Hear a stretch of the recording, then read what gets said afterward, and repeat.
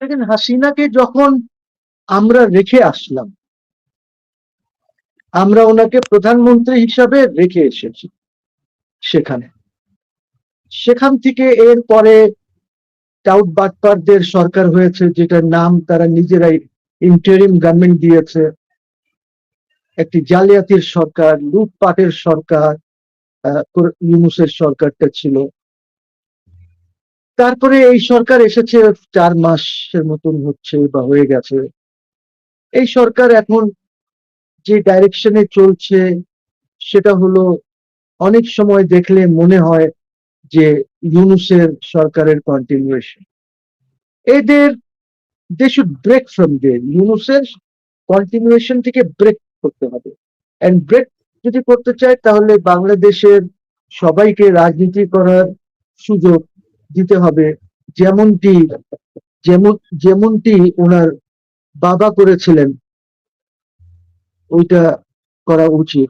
আওয়ামী লীগ আওয়ামী লীগ তো আর কিছুই করে নাই, লোকজন করেছে, যারা হয়তো ক্যাবিনেটে ছিল বা বাইরে ছিল, আমলা ছিল, ওরা হয়তো কিছু করেছে। আওয়ামী লীগ পার সে তো কিছু করে নাই। আওয়ামী লীগ তো ইজ এ পলিটিক্যাল পার্টি, তারা হয়তো সরকারের ছিল। আপনি এখন আওয়ামী লীগের যদি কার্যক্রম নিষিদ্ধ করে দেন এবং পুলিশ টুলিশ এটা ওদেরকে যদি কিছু না করতে দেয়, তাহলে কেমনে হবে? You see, we should create an environment. Because যদি আমরা এনভায়রনমেন্ট না ক্রিয়েট করি, তাহলেও তো শেখ হাসিনা উইল কাম। তখন শেখ হাসিনার আশা হয়তো একটু ভিন্ন ধরনের হবে। আর যদি আমরা এনভায়রনমেন্ট ক্রিয়েট করি যে শেখ হাসিনা উইল কাম, ওনাকে প্রোটেকশন দেব, ওনার এই যে মামলা যেটা হয়েছে হয়তো আপিল করার ওনার সুযোগ থাকবে, সবকিছু যদি আমরা এলাও করি, অথবা রিট্রায়াল আফটার শি কামস ব্যাক, যে ঠিক আছে যা হয়েছে এইটা তো আমি তো বলছি যে এইটা কোরাম নন জুডিস, এই জাজমেন্টটা ওদের এখতিয়ার নাই এই রায়টা দেওয়ার। সো এনিওয়ে, উনি আসবেন না কেন? উনি তো এই দেশের নাগরিক। এই দেশে তো, এই দেশের উনি প্রধানমন্ত্রী, আনরিজাইন, শি ডিড নট রিজাইন। আমরা কনস্টিটিউশন ফলো করছি, কনস্টিটিউশনে তো অ্যামেন্ডমেন্ট করি নাই। কনস্টিটিউশন তো বলেছে যে one prime minister will hand over power to the other prime minister. তা তো হয় নাই। আপনারা এই দেশে লোকজনকে নিয়ে বিদেশে রেখে এসেছেন, উনি তো যান নাই। তারপরে আমি শুনি কিছু কিছু কিছু রাজনৈতিক দলের লোকজন আছেন, কেউ চোখ রাঙ্গায়া বলেন, কেউ একটু জোরে বলেন যে শেখ হাসিনার ওই ফ্যামিলি খালি পালায়, শেখ মুজিবুর রহমান পালায় গেল, শেখ হাসিনা জিয়াউর রহমান সাহেব মারা যাওয়ার পর বা ওনার শাহাদতের পর পালায় গেল শেখ হাসিনা। তো এইসব আবার এই এখন বলে আবার পালায় গেল। আমি তো একটা পালানের চিত্র দেখি না। শেখ মুজিবুর রহমান তো পালান নাই, উনি তো এইখানে রয়ে গেলেন, উনি ইন্ডিয়ায় যান নাই। Because you have to understand, Sheikh Mujibur Rahman Sheikh Mujibur Rahman পাকিস্তানের পার্লামেন্টের লিডার একজন। উনি মানে ওনার মেজরিটি ছিল তার মধ্যে। এখন এই লোকটা যদি ইন্ডিয়া চলে যায়, ঠিক আছে তাজউদ্দিন সাহেব যাক, অন্যরা যাক, কিন্তু উনি চলে গেলে পরিস্থিতি কি হতো? এখানে হয়তো আরো লোক মারা যেত। ওনার একটা কৌশল ছিল যে ঠিক আছে দরকার নাই, লোক যেন না মারা যায়, আমাকে অ্যারেস্ট করলে করুক, আমার বাসা থেকে নিয়ে যায়। আবার বলে যে উনি ক্যান্টনমেন্টে ছিলেন। এখন ক্যান্টনমেন্টে কে ছিল আর কে ছিল না, এইটা এই ডিবেটটা আরেকদিন করা যাবে, ঠিক আছে? বিকজ আরো তো এখানে কথা আছে। জিয়াউর রহমান সাহেব লোক পাঠিয়েছেন, তাকে নেওয়ার জন্য কি সব আছে, অনেক গল্প আছে, দরকার নাই আমাদের। আমার মুদ্রা কথা হচ্ছে, শেখ হাসিনা যখন বলেছে শেখ হাসিনা আসবে, এখন সে একটা টাইম লাইন দিয়ে দিয়েছে যে আমি ডিসেম্বরের মধ্যে, এই বছরই আমি আসবো, অর্থাৎ 31 ডিসেম্বরের মধ্যেই তিনি আসবেন। যদি ওনার শারীরিক অবস্থা ঠিক থাকে, কোনো ধরনের সমস্যা না হয়, তাহলে she will come. Now it is for this government to decide and face Sheikh Hasina. উনি আসলে কি লোক, এখানে তো বলে, অনেকেই বলে যে নির্মূল হয়ে গেছে আওয়ামী লীগ। যদি নির্মূল হয়ে গেছে তাহলে এত চিন্তা কেন? উনি আসলে আসবেন, আপনারা চিন্তা করেন না। হ্যাঁ, আসুক, ওনার তো লোকজনই নাই, আওয়ামী লীগ নির্মূল। তো আমি বারবার একটা কথা বলি যে আওয়ামী লীগ নির্মূল হয় নাই, বিএনপিও নির্মূল হবে না, বিকজ এদের স্ট্রেংথ কবর থেকে আসছে। একদিকে বঙ্গবন্ধু আছেন আর একদিকে প্রেসিডেন্ট জিয়াউর রহমান আছেন, সেখান থেকে স্ট্রেংথটা আছে। কাজে নির্মূল রাইদার বিএনপি হবে না আওয়ামী লীগ হবে, এটা বুঝতে হবে। লিডারশিপও এই ফ্যামিলির মধ্যে, এই দুই ফ্যামিলির মধ্যেই আপাতত থাকতে হবে। তারপরে হয়তো এই দুই ফ্যামিলি একটা স্ট্রাকচার ঠিক করবে যে কিভাবে এই দলের নেতৃত্ব কিভাবে এগোবে। ইট is for them to decide. তো আমার কথা হচ্ছে, এত অসুবিধার কি আছে? এত টক শোজ, সব চ্যানেলে একই আলোচনা যে শেখ হাসিনা বলেছে যে এই বছরই আসবে। এই বছরে এখন মাস কয়টা আছে? 6 মাস আছে। 6 মাসের মধ্যে দুধ কা দুধ, পানি কা পানি হয়ে যাবে, যে কি আছে, কার কত শক্তি আছে।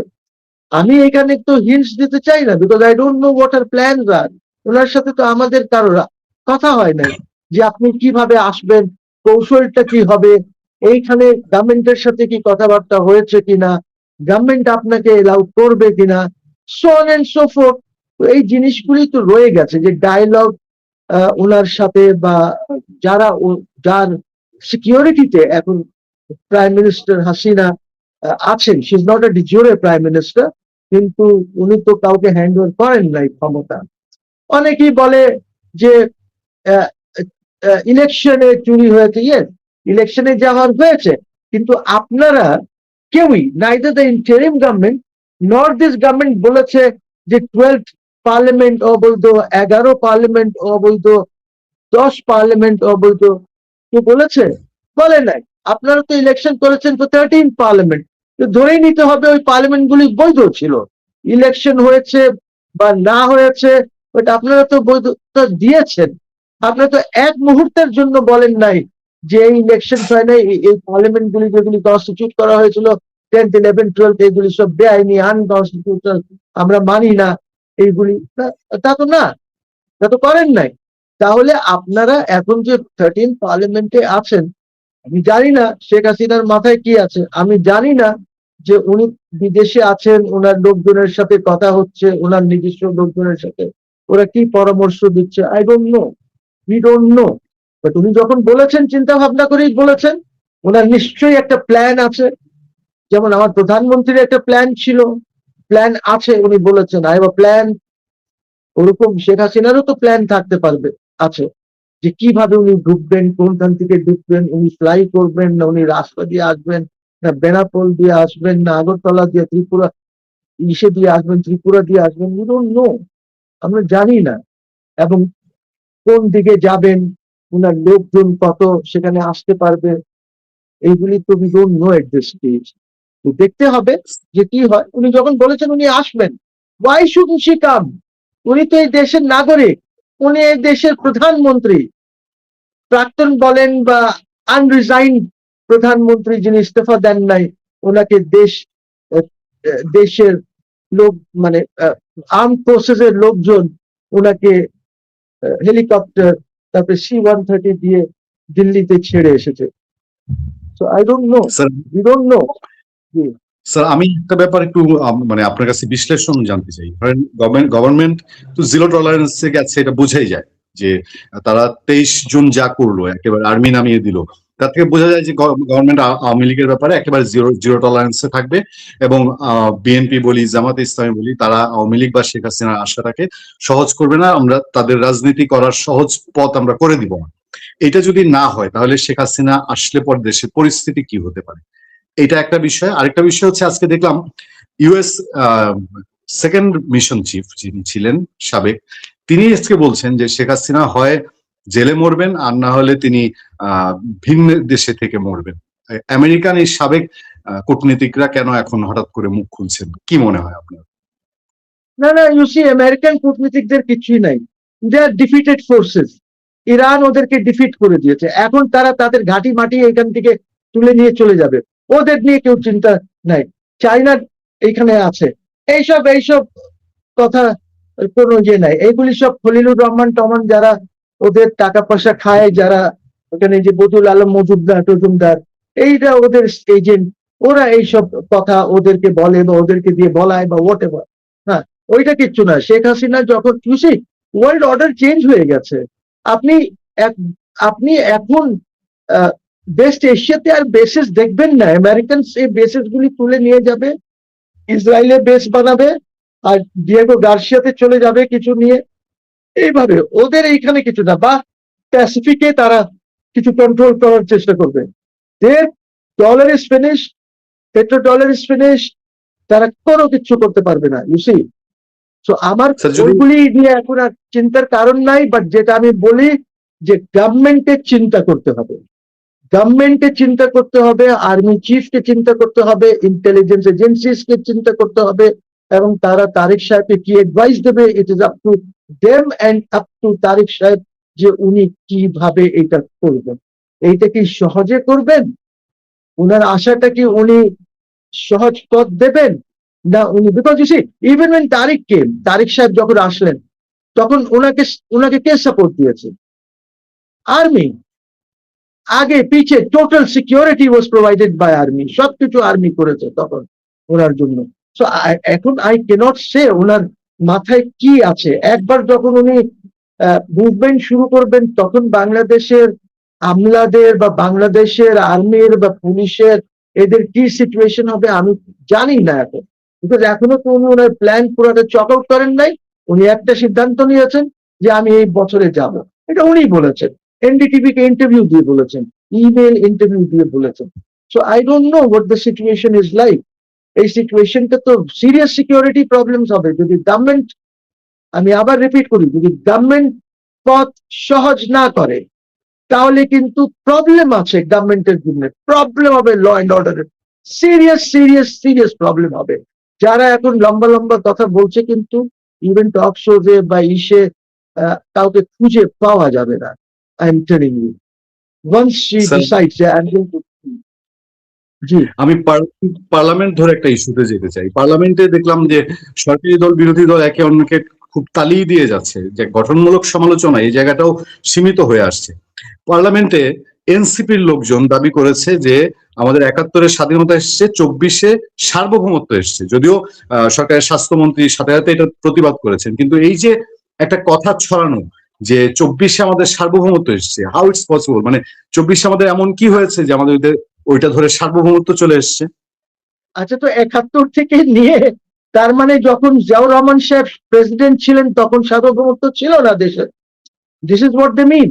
আর বিএনপি তালি দেয় এইটাতে। What does he mean? I mean সার্বভৌমত্ব তো আপনি যখন স্বাধীন হলেন 71-এ, তো সার্বভৌমত্ব তো আপনার ছিলই। আমি ওই ডিবেটে যেতে চাই না যে ইন্ডিয়ানসরা এটাকে কি বলে না বলে, বাট সার্বভৌমত্ব তো ছিলই। সার্বভৌমত্ব না থাকলে আপনার এখানে যে ইন্ডিয়ান আর্মি ছিল, ওই ইন্ডিয়ান আর্মিকে কিভাবে আহ, আহ, যাওয়ার জন্য বললেন বঙ্গবন্ধু? 2-3 বার বলতে হয়েছে বঙ্গবন্ধুকে, ইন্দিরা গান্ধীকে, যে please take back the army. তা কিসের সার্বভৌমত্ব কি? I don't know what they talking. আমার মনে হয় এই যে এনসিপি অনেক সময় সব সার্বভৌমত্বর যে কথা বলে না, এইগুলি ওরা না বুঝা বলে। বিকজ আপনার বইতে পড়া সভরেন্টি আর আপনার বাস্তবের সভরেন্টি ইজ ডিফারেন্ট। দেখেন আমরা, আমি কম বলেছি এইটার উপরে, বাট মেজরিটি যারা ছিল, আসিফ নজরুল যারাই ছিল, তারা তো বলেছে যে শেখ হাসিনা দেশ বেচে দিছে ইন্ডিয়ার কাছে। কিন্তু ওরা সরকারেও গেছে, সরকারে আসিফ মাহমুদ ছিল, সরকারে মাহফুজ ছিল, সরকারে নাহিদ ছিল, ইম্পর্টেন্ট মিনিস্ট্রিজ গুলিতে ছিল, লাইক এলজিআরডি, ইনফরমেশন, এরকম ইম্পর্টেন্ট মিনিস্ট্রিজ। ল ইসের কাছে ছিল, ওই যে প্রফেসর, আমাদের লয়ের প্রফেসর। কিন্তু ওরা কি কিছু দেখাতে পেরেছে? একটাও এগ্রিমেন্ট কি পাবলিকলি দেখানো হয়েছে যে এই যে বেঁচে দিচ্ছে শেখ হাসিনা? তো শেখ হাসিনা তার মানে did not sell this country. Yes, আমরা এগ্রিমেন্টস করি, এগ্রিমেন্টস এর মধ্যে অনেক সময় আমাদের হয় কি যে করতে গিয়ে অনেক সময় কিছু উঁচ নিচ থাকে। মানুষ বলবে যে আপনি ওদেরকে ট্রানজিট দিয়েছেন, করিডর দিয়েছেন, ওদের ট্রেন চলতে দিয়েছেন, নানান কথা মানুষ বলবে। বলে ঠিক আছে, কানেক্টিভিটি তো একটা ব্যাপার আছে। দেখেন, হোল ইউরোপ ইজ কানেক্টেড। হ্যাঁ, আমিও তো কম পয়সা দিয়েছি, হয়তো এটা ব্যালেন্স চুক্তি হয় নাই, বাট এটা তো সবসময় ঠিক করা যেতে পারে, এমন তো না যে ঠিক করা যেতে পারে না। আর আজকাল তো জানেন যে পৃথিবী কানেক্টিভিটির উপরে চলে। এই যে বিআরআই প্রোগ্রাম, চায়নার বেল্ট এন্ড রোড ইনিশিয়েটিভ, চায়নার যে পাকিস্তানের সিপ্যাক প্রোগ্রাম, তারপরে আপনার এই যে চায়না আমাদেরকে একটা প্রস্তাব দিয়েছে for a corridor linking China and Bangladesh. এই কানেক্টিভিটি মডার্ন ওয়ার্ল্ডে তো থাকবেই, যদি না থাকে দেখেন আজকে চায়নার ট্রেন কিভাবে ইউরোপে যাচ্ছে, সরাসরি যাচ্ছে। আজকে দেখেন পাকিস্তান কিভাবে করিডোর এন্ড কানেক্টিভিটি করেছে ইরানের সাথে, করাচিতে যে কন্টেনার্স গুলি আছে সেটা বাই রোড তারা পাঠিয়ে দিচ্ছে ইরানকে। মডার্ন ওয়ার্ল্ডে আপনার স্ট্র্যাটেজিক রিজনসও আপনাকে এই জিনিসগুলি করতে হবে। সো আমার মনে হয় যে এইটা কিচ্ছু না, ওই এই বাচ্চারা জানে না তো ঠিক করে যে মডার্ন ওয়ার্ল্ড কিভাবে চলে, জিও পলিটিক্যাল সিচুয়েশন কি আছে, জিও ইকোনমিক্যাল সিচুয়েশন কি আছে, যার জন্য তারা এইসব কথা বলে। বাট এখন এদের কাণ্ড কারখানা, লাইক ইউনুস যেসব কথা বলেছে অথবা পাটোয়ারি যেসব কথা বলে, এইটার জন্য যদি সভরেন্টির উপরে কোনো আঘাত আসতে পারে আমি জানি না। আমি তো বাংলাদেশের দোষক তো, কাজে ঠিক করে কিছু জানি না। আর ওরা হলো বাংলাদেশকে এগিয়ে নিতে চায় মারামারি। কালকে আমি একটা শোতে ছিলাম, ওইখানে এনসিপির এক নেতা বলছিলেন যে আবার হবে অভ্যুত্থান, আবার মুভমেন্ট হবে। এই দেশে কতবার মুভমেন্ট হয়েছে, কত মুভমেন্ট হবে এই দেশে, আর কত অভ্যুত্থান হবে আমাকে please somebody should tell me. কি প্রত্যেক দিন একটা হবে, একটা রিজিম আসলে অভ্যুত্থান করতে হবে? কালকে জামাতের আমিরও তো বলছে যে জামাতের নেতৃত্বে আবার একটি বিপ্লব হবে।